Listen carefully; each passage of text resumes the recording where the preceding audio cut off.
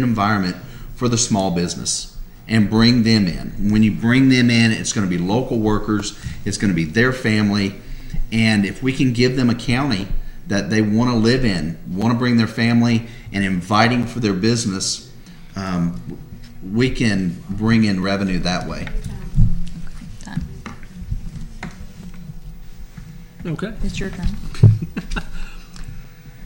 Question for each one of you. I know I'm back on the Rossville thing, the north end of the county. I know we have a lot of industry that has opened up in Lafayette. Of course, the Roper Corporation's been there.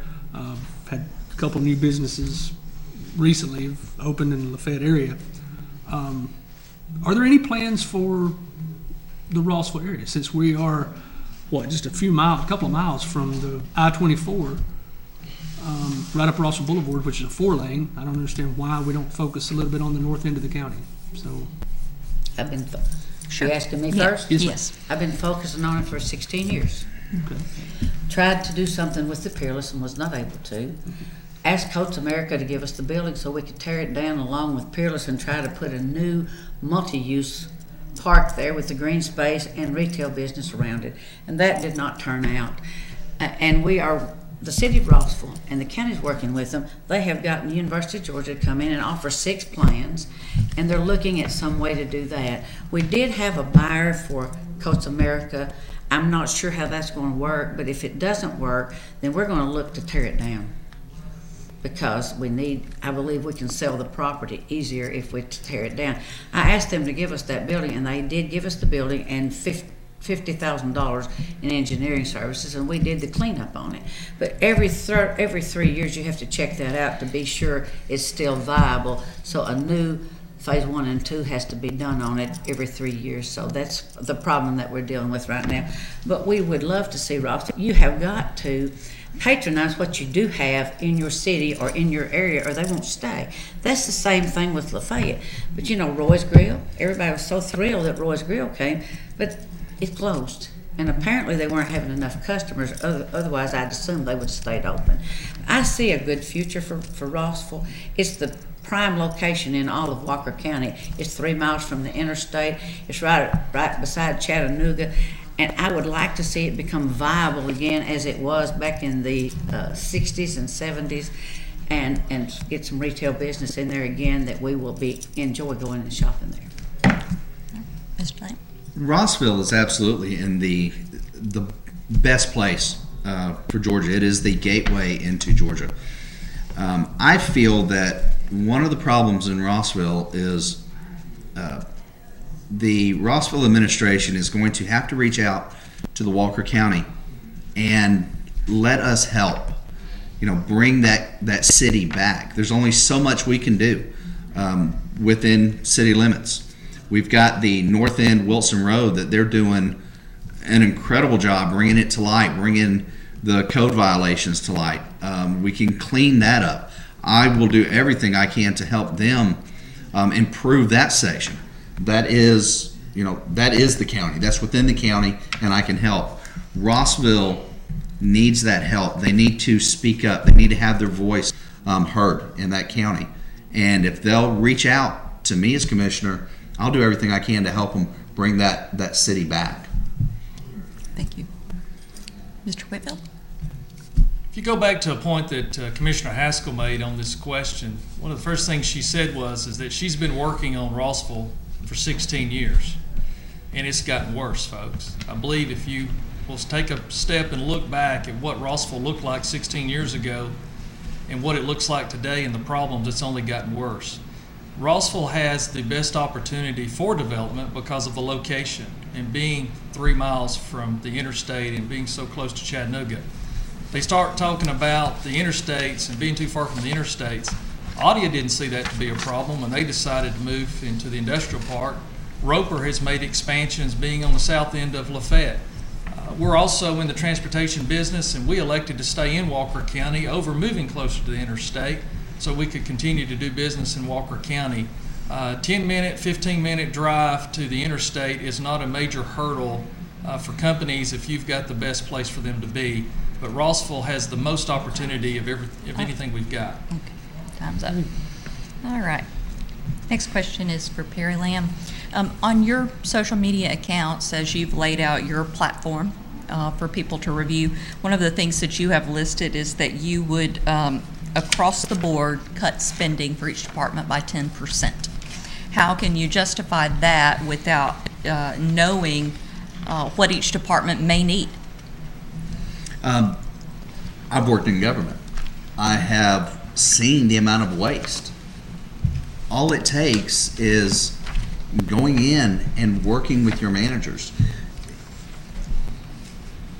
There is always inefficiencies, especially in the county government that we have, that I feel has not really been managed properly over many years. We've got so many people in charge. You need to cut those people, as far as you don't need that many people in charge. All that's doing is creating confusion.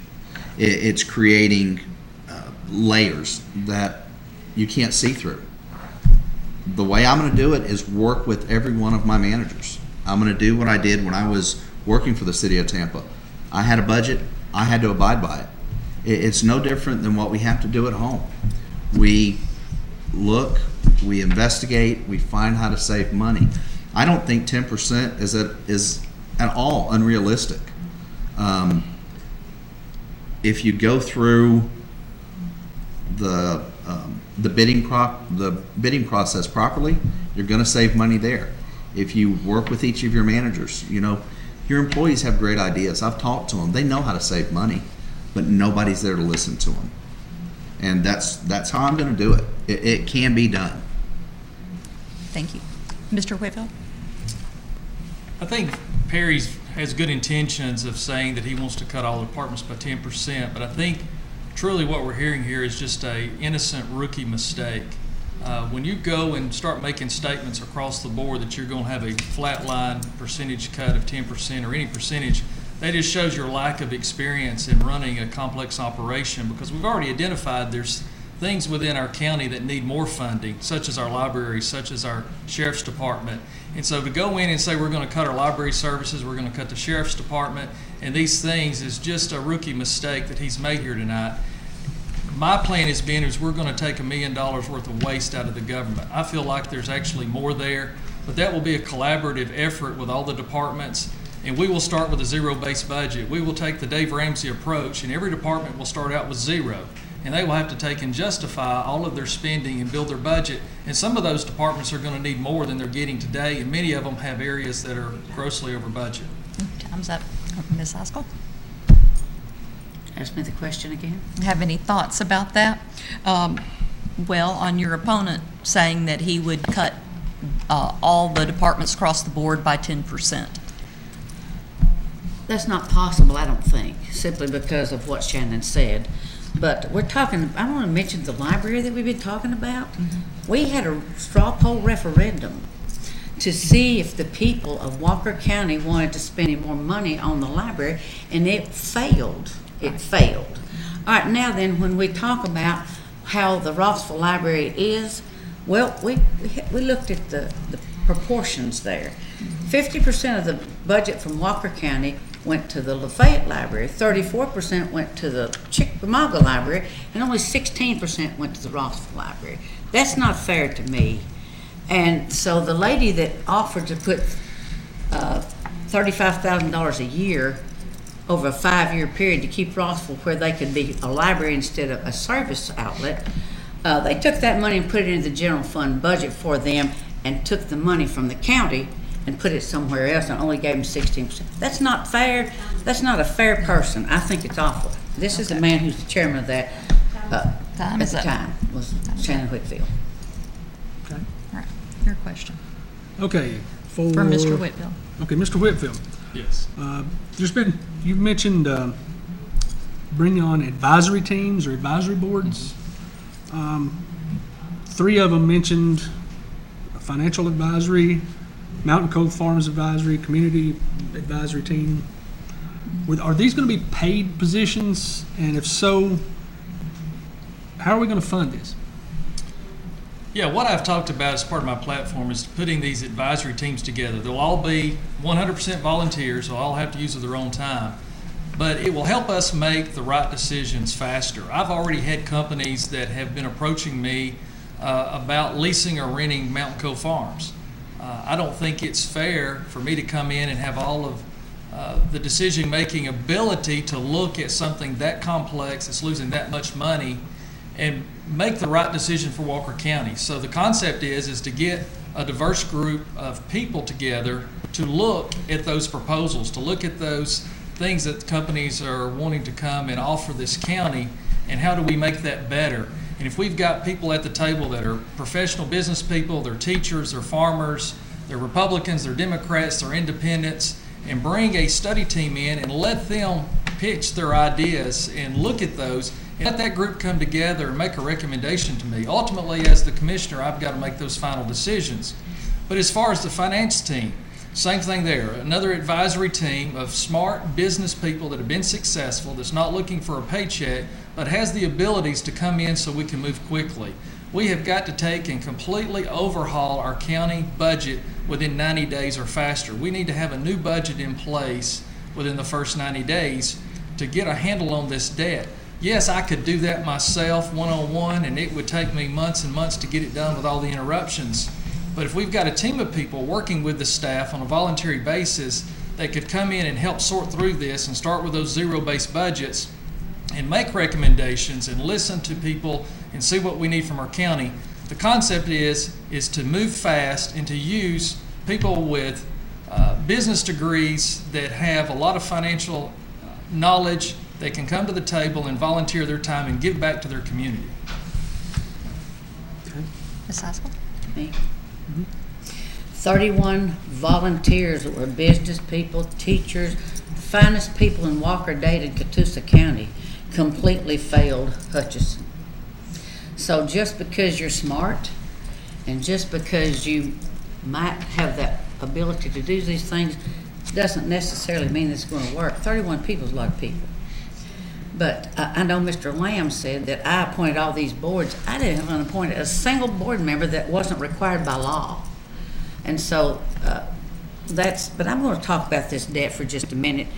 I have an approved debt here. It was approved by the accounting firm that does our audit, and it is a very good auditor, and they'll stand behind their work. Our spot debt balance is $22 million.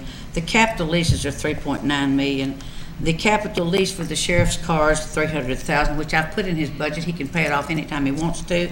The bank lease purchase for the Stearns Bank, which is $800,000, $700,000 for the building, which was worth $3.5 million. Your time is up. $100,000. Okay. Okay. All right. I can never finish this. I'm Mr. sorry. Lamb?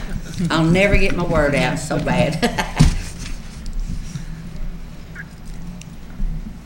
The board, back in March when we had our first town hall, Mr. Whitfield had stated that he already had the boards full, except for maybe 3.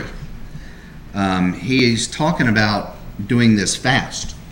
Again, what does fast get us? Fast gets us in trouble. He wants to have 31 people on his advisory boards. That is a job you're hiring me to do. You know, I need to do the job. I don't need to sit behind a desk. I don't need to have advisory boards. I'll go out and talk to the managers. The managers and the employees have the best solutions to fix what's ailing this county. They just need a commissioner that'll listen. And I tell you what, I'm happy to be called a rookie, but I'll never be called lazy. I'll do the job myself. All right, thank you. Next question's for Ms. Haskell. There's been a lot of talk throughout the campaign about this potential for T-Splost Yes. to help with paving the roads. The reality is that not too long ago, the voters of Walker County declined to pay extra to help pave roads, which has now cost the county in the long run in terms of upping the price that the county has to spend on paving. What can be done? If we can't convince the voters of Walker County, what do we do? I'm on the Georgia Department of Community Affairs Board of Directors. We talked about cutting budgets. They've cut budgets. And when they did, they roll that money back to the counties. So it costs us more every time they cut their budget. But what can we do about this? We can have a referendum after the 1st of July 2017 to have a local SPLOST where the money stays within your county. Part of the reason that didn't pass is because there were donor counties and recipient counties, and those donor counties didn't want to turn loose of their sales tax dollars to the recipient counties. But we did lose a lot because we have to pay 30% of the money that we get, matched with 30% the money that we get from the state, and we didn't used to have to do that. But you can't negotiate $9.1 million. The way they do this is they take the number of county road miles and they tell you how much they'll give you, and then it's your business to come up with the 30%. So the $9.1 million would never have worked because I've never seen them give anybody over $1 million. Not unless you have lots and lots of roads. We got 700 miles of roads, and we get just under $1 million for our LMIG money, which we have to match with about $300,000. Okay, thank you. Mr. Lamb? Our SPLOST fund that we vote on, I think it's a great thing. I did not vote on the last one. I thought money was not being used properly. One thing that I'm going to do, I would ask the people at some point, to bring our SPLOST funds back. But until the people in this county know that the money's being spent wisely, they're not going to agree to have any of the SPLOST or to pass the SPLOST referendum. What I will do is make sure that every department accounts for every single dollar that gets spent and where it gets spent at, so that the people can just go online and see and know that we aren't wasting any of our taxpayer money, federal or state or our local. Okay, thank you. Mr. Whitfield? Yeah, the first T-Splosh was a bad deal for Walker County, and the citizens realized that it was a bad deal, and so they voted it down, and I think that was probably the right decision back on that vote. The problem that we've got, Commissioner Haskell says the $9.1 million, the state will give us a 30% match. Yes, they won't give us that all in 1 year, but if that was the problem, why did the commissioner put $9.1 million in the SPLOST budget to be used for roads?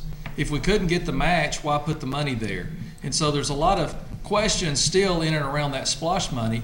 If over the 6-year SPLOST we could have got the 70% match, we could have turned $9.1 million into $15.5 million. It takes about $100,000 to resurface a mile of road. Over a 6-year period, we could have resurfaced 155 miles of road. But instead, the commissioner elected to take that entire $9.1 million and put it on the industrial park, so we lost our 70% return on that investment because she needed the money on the overfunded Time is up. park. Okay, all right. This will be the last question of the night. Okay, it's for Mr. Lamb. Kind of caught me off guard here. Where is the? Are you ever receptive to raising taxes? The millage rate, of course, in this area is usually, we brag in Catoosa County, it's one of the lowest around. Walker County, it's pretty close, but one of the lowest around. And we're always talking about we're short on money. We need money here. We need money there. We need to make cuts everywhere. At what point will you be receptive to raising taxes if it comes to that? I think when all else fails, one of the things that we found that for 12 years our appraisers did not go out and properly appraise the property like they were supposed to. I had both of my opponents call me irresponsible because I called them out on that. And it amazes me that is irresponsible to call out a department that has not done their job in 12 years. To me, as a manager, that's my job. If you're not doing your job, then I'm going to call you out on it. Well, the problem that we have is when you have people calling in, I've talked to my millage rate my property value went up, my property value went down. There has been nothing consistent. We need first off, to make sure that our property appraisals are done the right way. I want to look and see if some of the things I've heard are true, that there's pictures used from past appraisals years ago that were used again on this appraisal, that buildings were not properly measured, looked at, given a value of $1,000 and it's got a dirt floor to it. If our property values are fair and are consistent, and proper management is used within the departments, I do not see where raising taxes should be the first thing we'd even think about. I think everyone in the county understands our taxes. We have to pay taxes, but they have to be used wisely. They have to be used on services. And that's what I intend to do, is to go down every avenue before I think about that. Mr. Whitfield? What taxpayers are really looking for is for government to be transparent and spend the money wisely. When you see people get upset about paying taxes, most of the time what they're really looking at and talking about is the tax money has been misused and misappropriated, and it was sold to be done one splash project and it's done on another. It's just one example. And so what we're going to do is we're going to be transparent, and we're going to show people a detailed line item budget, and we're going to produce the quarterly reports that this commissioner refuses to do so. There should have been 4 quarterly reports put out by this commissioner since the last audit that was released. We're 4 quarters behind on getting that information out. People are frustrated that they don't know how their tax dollars are being spent. They don't know the true number of the debt. And this will all stop under my administration. We will make sure we are transparent and the money is spent properly. All right, Ms. Haskell? OCGA